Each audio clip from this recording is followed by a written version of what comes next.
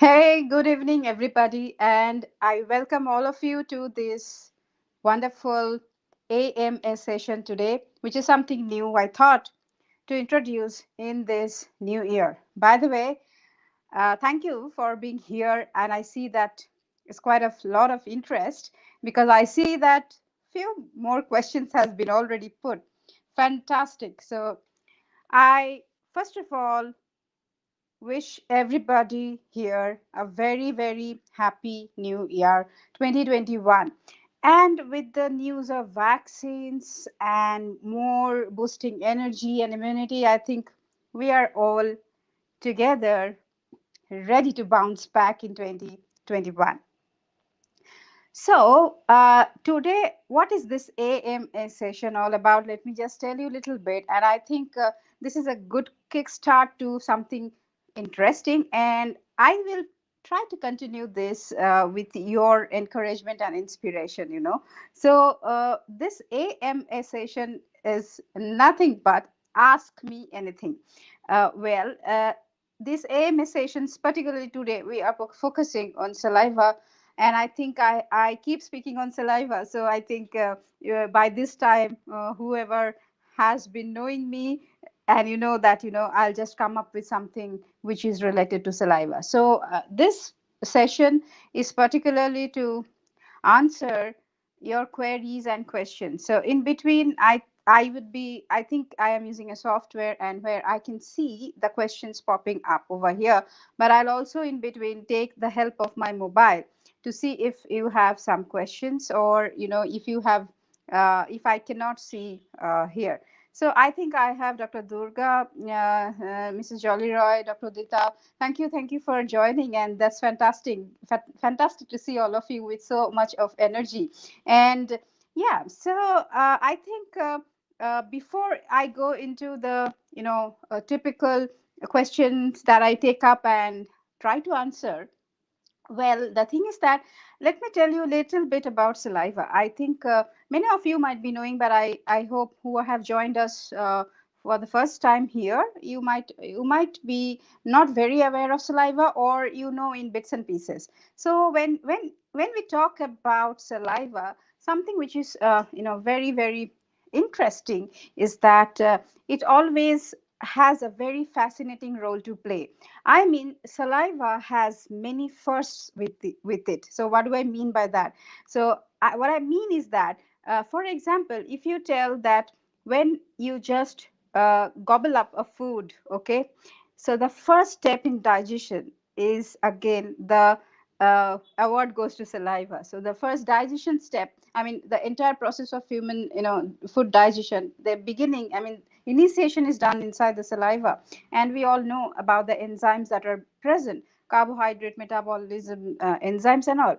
Apart from that, also again, saliva is also something which gives us a primary defense, and it actually gives us many senses to cater to, where we understand that well, if something is going wrong or we are not supposed to do something. Like, for example, if you are not feeling very well, you will see that if you have noticed anytime that your mouth, you don't have a good feeling inside your mouth, maybe when you have more of if you have too much of cold and too much of very, very coffee secretions that you do, you will definitely find that your saliva looks a little different. Well, in day-to-day life we don't actually look at all these things, but it's there. From next time you can just actually see these things. Okay, pretty much good. And I think more people are joining. I see that here. I see Amal Abdullah. Okay, Dr. Amal, thank you for joining. I think Dr. Amal is from Egypt. So, well, that's fantastic. We have people from all around here. So, I have few questions, and before I begin to start answering, I already see that there are some questions posted. So, I'll just start with that, and you can just keep writing in this live chat, where I will be able to appreciate your question. So, um, I think the first question which I take up here, which has been posted before even I went live, that is fantastic, is from Durga Ukare, and she asks that how do we go about a salivary study for precancerous lesions or potentially malignant disorders for early detection of oral cancers? She also has another question which says, which salivary biomarkers should I check for? Okay, so Dr. Durga, that's kind of a very broad question, but I'll try to summarize it in a very precise manner. So when you talk about, first of all, when we talk about salivary biomarkers, and when you are trying to do some study with any disease that for matter, particularly you are interested in oral cancer and its early detection. So now, first of all, you have to think on that.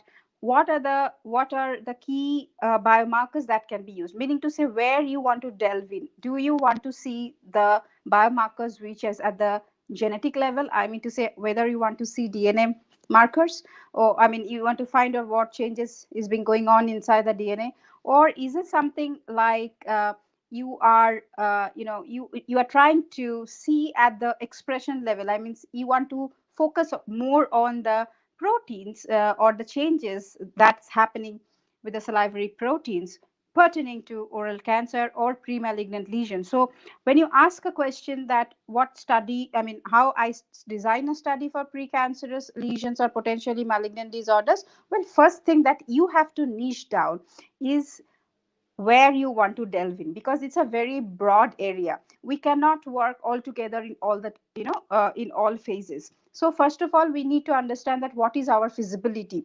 like where exactly you are trying to do the work. What is your feasibility? What is your budget of your project? So all this will determine exactly what you pick up. So it can be as simple as certain analysis of certain enzymes. It can be certain enzymatic analysis. From that simple economic things, you can go high enough to analyzing exosomes or microRNAs. So it's a very broad range. So first of all, you have to niche down one on what exactly you want to work, and what is your budget, and all. So all these things will determine, and then only you can understand that exactly in which pathway, or in that niche, what exactly you would be interested to find out. So yeah, so that would be my answer to this question.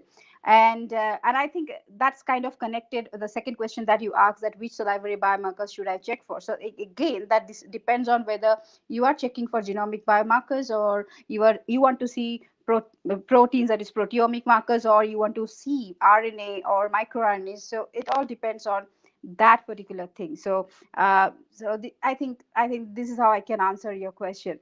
Okay, so let me see if I have something more. And mm, okay, so I have one more question from Dr. Amal. She asks, what is benefit of C? Okay, I think okay. What is benefit of CPD points, and could you illustrate more about this? Yes, definitely, Dr. Amal. And I think this question is related to the upcoming conference, our annual conference that we do from our organization. That is the third International Saliva Summit of India. Yes, so CPD point, if I just expand it, it is called as continuing professional development points. Now, this is very important. Let me just give you some example. You might have come across, and you might have heard about getting points, credit. These are basically credit points. Okay, so these are credit points which shows your how much you have learned, or what technical skills you have acquired, either through practical sessions, or getting into some meetings, or getting theoretical knowledge. So CPD points actually reflects that kind of thing. So now in summit that we are doing, we are giving we are now, the Saliva Summit is now accredited by the CPD accreditation service from United Kingdom. Now this is a very famous, as well as a very old organization, which I think if you go to their website, if you search in Google, you will find their website, and you will see almost in every sector of education or subject, this is they are there.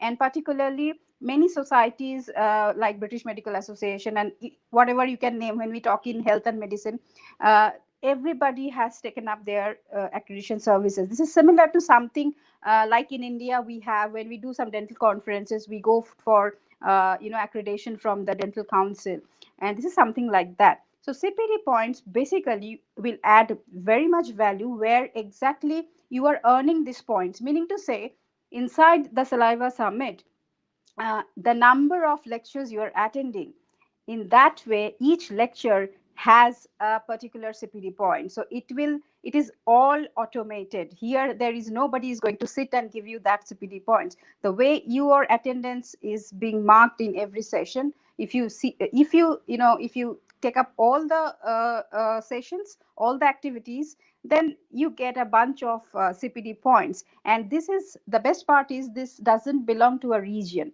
like doesn't belong to a country. It's globally accepted. So in that way it's a very rich addition to the resume of the participant. So it really helps you, and definitely the certificate that you get with where you have the CPD accreditation mark inside, it really adds value.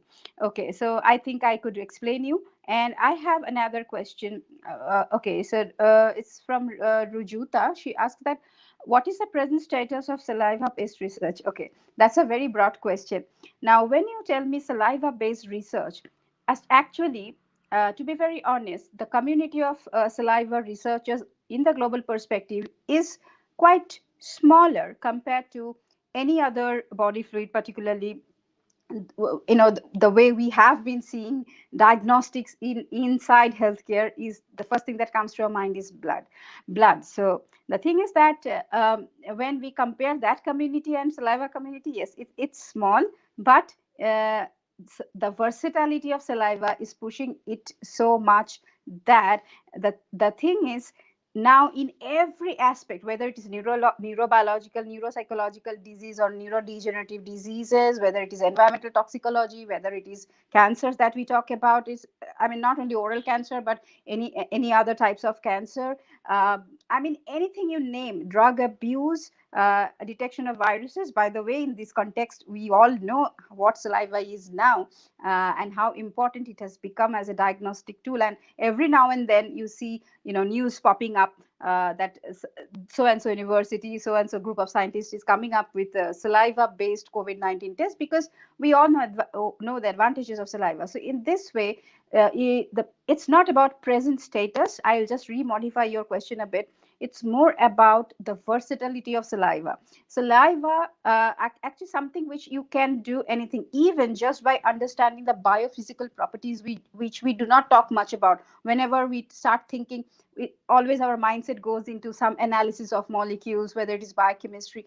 Just by understanding crystallization properties of saliva, just by understanding the specific gravities of saliva, the viscosity of saliva, and stuff like that, many other biophysical attributes, you can understand so much. You can get implications of many diseases. You can get implications of many physiological states. Like, for example, it will be different in the crystallization properties will be different for for a teenage girl who has just started menstruating, and if compared with a who is undergoing menopause, a woman who is undergoing menopause. So that's fascinating it is. So it's a very versatile field, and saliva study is research is not new. So it's more than 2 decades now people are inside that. Okay, so so in that way, at present, yes, just to sum up to your answer to your question, is that definitely due to COVID, now the importance of saliva research has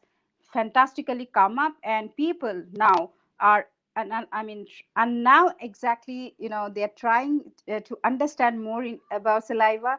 And yes, definitely compared to at least a year back, the way it was going on, now the importance of saliva has come up very well. So in that way, it's a very promising area, and as well, it is always has been a promising area. Okay, so so we have another question. Um, um, all right. So I take up the next question from Lipsa Agarwal. So she says that, can you explain, okay, CPD points and its importance as an undergraduate? Okay, Lipsa, I think I've already answered that question when I was answering Dr. Amal's question. So we have another question from Dr. Amal as well. how saliva can help in forensic medicine. Yeah, now here that's a very good question.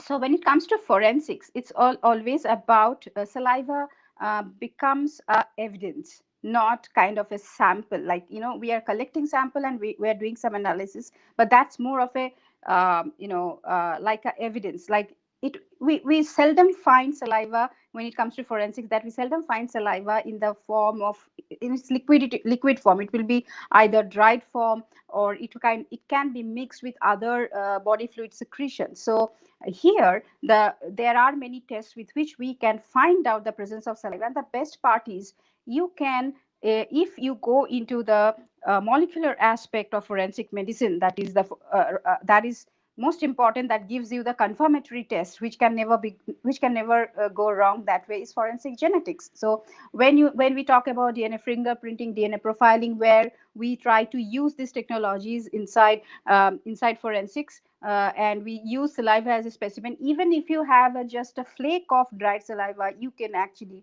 extract the DNA from it, and you can go into this fascinating technologies of analysis, where it has immense application in forensic medicine, or in the evidence based forensic technologies. Yeah, so that way saliva has a very, very important role. And one thing also I will add on here, even even with saliva, you can do sex determination.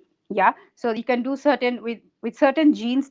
Again, that comes back to DNA. You can do sex determination just by isolating the DNA and running it on a typical technology called as gel electrophoresis. It's a pretty simple technology, which is it's a daily technology which is used inside the any molecular biology lab, or any little bit high grade pathological lab. So you can do it. And definitely when it comes to forensics, sometimes these kind of cases come up, right? We don't understand the whatever the evidence we got, we don't understand the we have to determine the gender. So this is another very good way to use saliva. Okay, so we have one more question. Okay. Dr. Gaganjot Sharma asks that, can you please tell some research opportunities associated with salivary studies? If you delve in saliva, Dr. Gaganjot, I will just tell you that go and just see the composition of saliva. So just write in Google, you will find so many good pictures. Anything that is inside saliva and you think that you want to work with is a research area for saliva, to be very honest with you. Yes, but here one point I will definitely add on. Whether you are trying, whether it can be ions, or you want to try out certain enzymes, or DNA, RNA, or anything, when I say bio, if you're thinking of diagnostics, then it's totally comes into biomarker. But if you're just trying to find out something which is new, or you want to find out the composition, variation in composition of saliva, then we have many other methods, where we have different methods, you can go for the mass spectroscopy and those kind of methods, where you actually can analyze complex fluid like saliva, where you might try to understand if there is any newer components that are present inside saliva, and you want to compare with any other region based way, or particularly in population based study. So that's a different aspect. Another aspect would be something like delving into a typical you have a diagnostic mindset. You want to really come up with certain panels of biomarkers, and you want to see and compare diseases. So how it goes, you can compare from with normal with and the disease condition. So there can be actually ample things. And so yes, that's why I say that if you just go and see the composition of saliva, you get your answer. Because whether it is a microbial population that you want to study, whether it is DNA, RNA, proteins, enzymes, ions, there is so much to do with saliva. You can take up any molecule and start studying and see how it correlates to your specific field, and what kind of studies have been done in that, and what more can you do to come up with new information. Yeah. So uh, okay, so we have another question regarding the SALSI 2021. That is okay. The question goes as that: if we miss any of the session, in there any provision, is there any provision we can see it again like some recordings and all. Okay, so let me tell you a little bit about the software that we will be using in SALC 2021, because to answer this question, I have to tell that. So this is something which is a very, very specific platform where each participant, like whoever registers in SALC and comes, each participant will have a unique user ID and password, which is unique to that particular delegate. Now, during the 3-day event, whenever you want, you can log in, whether the conference is running, whether you are just coming inside at 3 a.m. in Indian Standard Time, you can go back and see what the sessions has been done in that.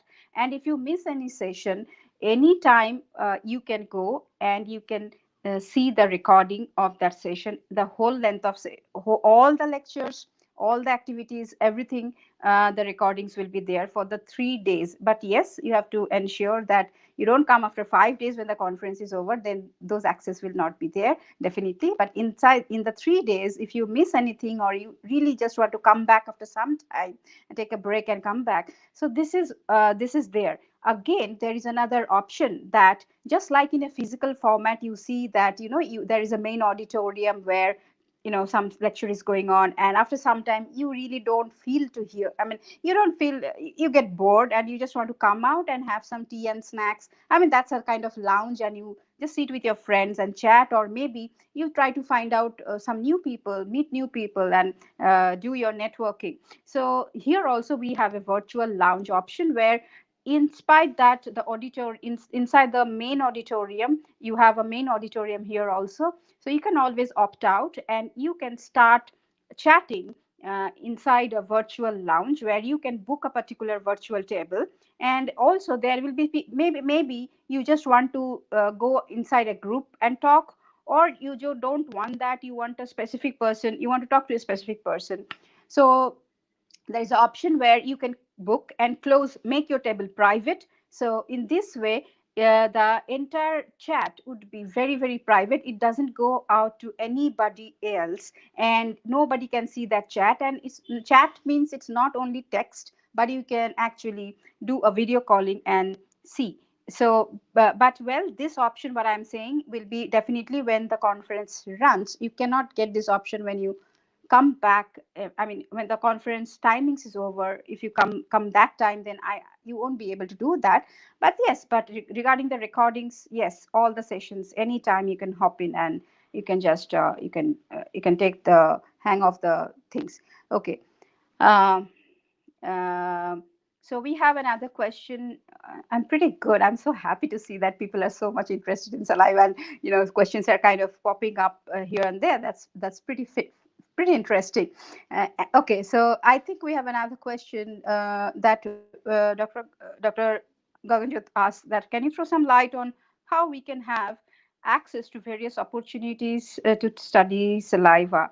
Um, well, I did not get the question correctly. If I mean, maybe I am not able to understand the essence of this question, but what I understand is that maybe you are trying to understand that whether how you can uh, you can select your niche of saliva study. Is that what you mean to say? If you are here now, right now, you can you just elaborate on this a little bit more on this question so that I can be able to answer? Because uh, you said me to throw some light on how we can have access to various opportunities to study saliva. I mean, access means like it depends on where you are doing the work, or where you are placed. If you are a clinical researcher, if you are a clinician, you are a typical practitioner with no institutional affiliation or attachment, even you can do that. There are many opportunities out there where you can collaborate and you can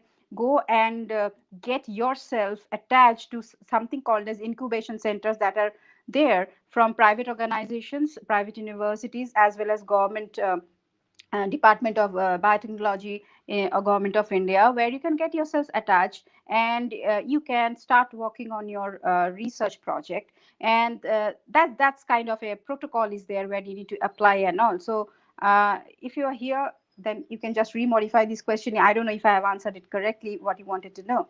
So we have one more question from Shantani. How can saliva research study help in Indian dental future? Oh, that's a fantastic question. And Shantani, it has immense future, because this is not this has not hasn't been explored much right from when it comes to saliva. The first thing is that, I'm not aware if you know, let me just summarize that. Saliva is non-invasive, the collection is pretty easy, the availability is so much, at least in our country, in India, people even don't bother to ask you that, why are you asking my saliva? But on the contrary, if you ask blood, they will just see your face, and either they give you a stern look and they fly off. So coming back to your question, that if you have a mindset to come up with diagnostics, meaning to say, like previously when we started with a question of early diagnosis of cancer, oral cancer, correct? So you can think in these lines. We really don't have solution at this point of time. With saliva research, from a clinical researcher point of view, I am telling, so since you mentioned dental, that's why I'm telling. See, right from the basics. Okay, I'll come to the basics. When you are doing a general practice, suppose you are a general practitioner. So first thing we do is about tobacco intervention, is about patient education. Tell me one thing, as a clinician, or even when you are a student, or if you are a student, so when you try to counsel your patient that don't smoke, this is bad, this is this, they will listen, listen, listen. Once they go up from that chair, your entire effort is gone in vain. You are not able to convince that person who is kind of addicted to certain habits of smoking and all those stuff. I mean, tobacco. So, but we know the importance of how important it is for that person to leave that habit. Today, we cannot do this because we speak and we only speak. We don't have anything to show them. But from tomorrow, if I can do a small chairside test, which may cost the patient, I definitely will charge the patient. You must charge the patient for 100 rupees or maybe 150 rupees, and you just do it as a protocol, mandatory protocol, and you tell and you show them by that test that he or she might have some more risk towards oral cancer if he doesn't leave this habit. So how convincing is that? So that's the future with salivary research in dentistry. And I tell one thing always, if you go and see the literature, immense work has been done, whether it is in dental or in the global perspective I'm talking, or any many other field, food toxicology, environmental toxicity, the neurological disorders.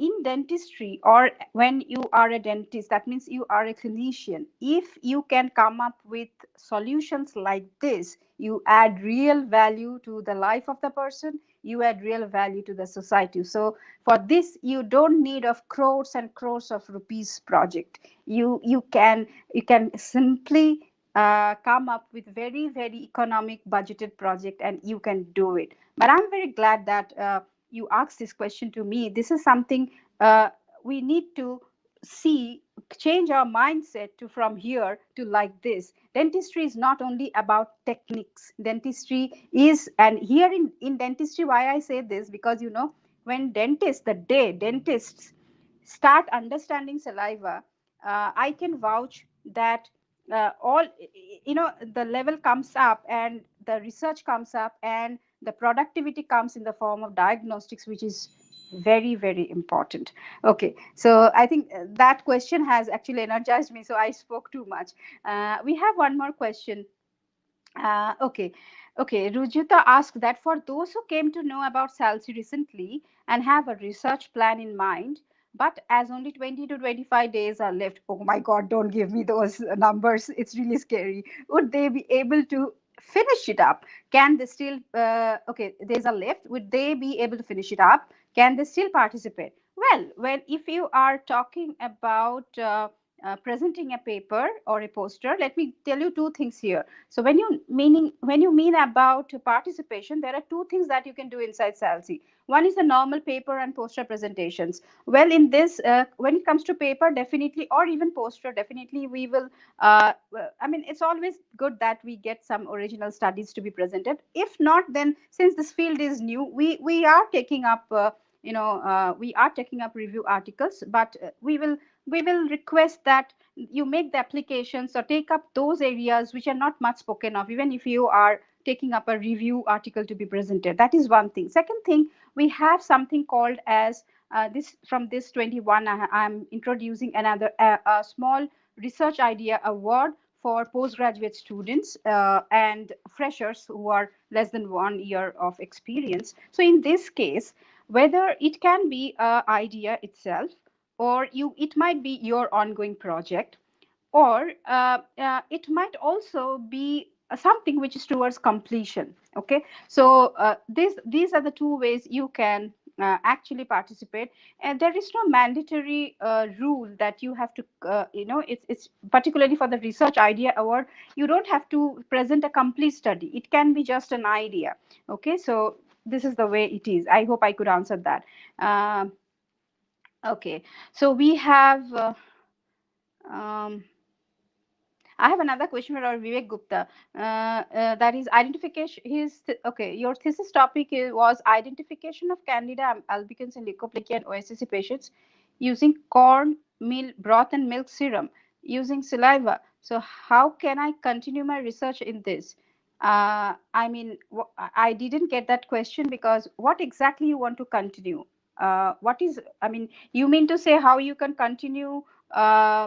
Identifying Candida albicans in saliva. So, was it a comparative study that you did, and or you typically want to use only see the changes in salivary composition? So that question needs to be more pinpointed before I answer it. Okay. So uh, again, we have question from Dr. Durga. Where are the paper presentations? Because I am presenting, ma'am. COVID and saliva. Yeah, paper presentations are inside SALSI. So you please go into the website and see the events. In the event section, you find Scrivener. Click on that. Everything is written very clearly. Please go, and if you have any queries, we have backend numbers. Who will be you can reach through WhatsApp at 8436787974, or you can shoot a mail to saliva symposium india@gmail.com. And Okay, so we have one more question. As saliva is a relatively new field of research, and neither me nor my batchmates have thesis based on salivary research, can we participate in 3MT awards? Yes, I think I have also already answered that question. You can definitely participate in the 3MT awards. See, the basic idea I'll tell you, both for KRIA, that is Dr. Kamalesh Roy Research Idea Award, and 3MT awards. Well, by the way, you should know what is 3MT. That is 3 minutes thesis award. So basically, here what we will do, if when you apply, you have to apply through an abstract. You have to send your abstract of your idea. Okay. What we will be there evaluating it. We will go through a peer review, and if you're nominated, then you will be informed through email, and then you will be given a template of a PowerPoint from our side, only which you have to use for your presentation. You cannot present with 10 slides. We have a format. We have some headings written in it. Like, for example, it starts with like, what is the objective of this particular idea or the project? What is the societal impact? What is the budget? So it's these research idea awards have certain intention behind it. This is more to give you an experience where you really go out to the real world, and when you really ask funding, when you try to develop something of your own. So this is from the diagnostic development or device development or any other test development point of view. But well, in that way, we are not specific to a particular field like that. You can always apply with your idea, where it might be just finding out some new molecule, or you are just trying to propose something very different. Yeah, with that all things will be accepted. But there is a pattern of presentation that once the applicant gets nominated, we will personally train them. I talk to them personally because I know this is something very, very new to everybody. But I can assure you that you will enjoy this if you are part of this, because I think the Kriya participants who has been through this journey last year, I think they all have very good memories. So that is it. Yeah. Uh, okay. So we have, okay, I am there. Got, okay. How to start a research? Okay, Dr. Gaganjot, your question is how to start a research. Is, as I said, that first of all you have to niche down, because if you just today I sit and start thinking, um, okay, I want to do a saliva research. So where do I start? If that is your question, then first of all you have to identify what is your area of interest. That is important. Second important thing is that in what scenario are you going to do this work? I mean to say, suppose if you are attached to an institution or you are a clinical practitioner, what kind of patients do you get more? Because in this case what will happen, the sample availability is very, very important. Until and unless you have a very specific collaboration with certain typical bodies or institution, where maybe, suppose for example, you want to work on rare genetic disorders, but for that, just being in a scenario of a normal institution or a clinical practitioner, it might not be feasible for you to get those samples, even if you might be very interested.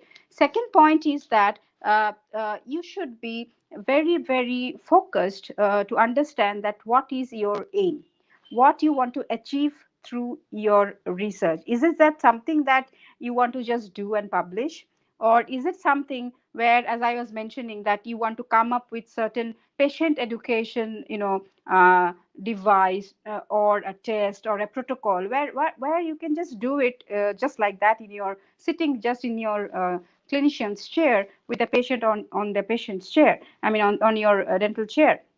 So these kind of thoughts you have to you this kind of questions you have to answer, answer yourself. So then slowly you will get the step by step. And another important thing is to, what is your research vision? Yes, that's very, very important. So in this case, I will suggest you a little bit here. I have, in this particular in my YouTube channel, I have made certain videos called as research shorts. So these are very small tips where I talk about research, how you formulate your research vision, how you actually plan a study, and I'll come up with more in between. I took a little break with those videos. I think if you just search research shorts in this channel, you will get one by one all those, and just go through them. They are less than 1 minute or 2 minutes video, and I think you'll get a more better picture. And accordingly, just write whatever, what's your put them in, put those insights into your thought process, and definitely you will obviously get a pathway, I can assure that. And yeah, so I think that was pretty awesome today, and I hope all of you enjoyed, who has been here, and people who would be watching later on after this live. I think it will be interesting for them also. And you can always write your questions as well in when you are off. I mean, when this live is over and this video comes up as a offline entity, you can watch it at your ease, and you can write your questions as well in the comments. So I think thank you so much for tuning in. I must say that's the kind of patience that you show always. That's really nice. And I want your suggestions as well. So we can do this kind of AMA sessions. Pretty much we can do it. That's just that today I did on saliva. And yes, by the way, I would invite all of you to participate inside the third International Saliva Summit of India, SALSI 2021, because see, I will just take little more time, 2 minutes of your time and your patience a little bit, because this SALSI, though it is online, it is not the typical online conferences that you have been experiencing in recent times, because most of the conferences which I even have gone as a speaker or as a participant, I have seen that it is through platforms like which are mostly used, that we use in our day to day online teaching now, or learning. So, and then that it is then flashed in the any social media, like in a Facebook page or group or YouTube, where actually you don't, as a participant, you don't have a chance to actually interact. It becomes little, you don't feel important there. But in salsi inside salsi, I can vouch that you will be very important, you will feel very important, because you have whatever you do in a physical format, we are trying our best to give you that experience. I can give you one example I told you already, where you can use the virtual lounge just to chat with people, just to do networking. You can go and visit virtual stalls which would be there. You can click on the products and you can directly talk to the vendor. If somebody is there from their end, you can talk to the vendor. Talk means it is literally talk through, just like a live video chat. And when you are inside a session as a participant, we have something called as raise hand option. Like, for example, after the session, if you want to ask some question to the speaker, so there is a raise hand option. And as an organizer, or we will be there in the back end, so we take you up directly to the screen, and you can talk directly face to face with the speaker, and you can ask the question, not just only write in chat. Depends on whether you like it or not. So with your preference, we have that option as well.